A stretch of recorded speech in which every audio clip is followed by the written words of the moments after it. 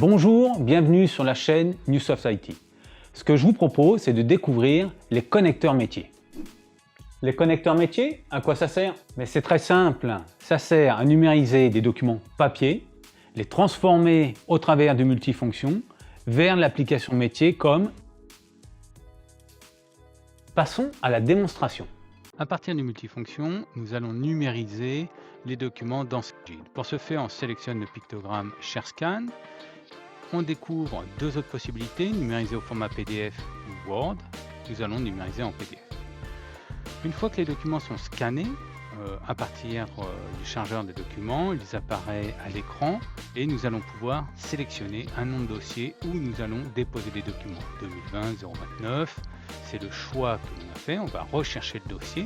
Une fois qu'on a retrouvé le dossier, il suffit de le sélectionner. Dans ce répertoire, on va expliquer que c'est un courrier de correspondance qu'on veut rattacher à ce client et répertoire. On va lui donner un nom, test PDF, puisque c'est au format PDF que nous allons l'archiver, et suivant. Très simplement, vous avez vu comment on a fait pour enregistrer un document au format PDF dans Cegid, dans le répertoire correspondant à l'utilisateur. Eh bien, je vous propose de faire la même chose avec le pictogramme Word. Et bien de la même manière, on numérise les documents au travers du chargeur de documents. On retrouve ce document à l'écran. Je pourrais prendre le bouton vert qui est numérisé, si j'ai besoin de renumériser un document sur la glace d'exposition ou dans le chargeur.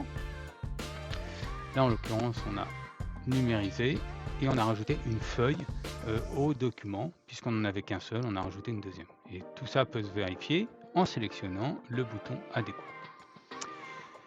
Regardons maintenant l'archivage dans notre dossier, donc on ne change pas, on utilise le même nom de fichier que tout à l'heure pour pouvoir comparer, donc 2020-029, on recherche ce dossier, on a trouvé le dossier, on va sélectionner le type de document qu'on aimerait archiver dans ce répertoire, donc toujours les correspondances, on va donner un nom de fichier qui va s'appeler test.word, on valide et puis on va enregistrer notre sélection.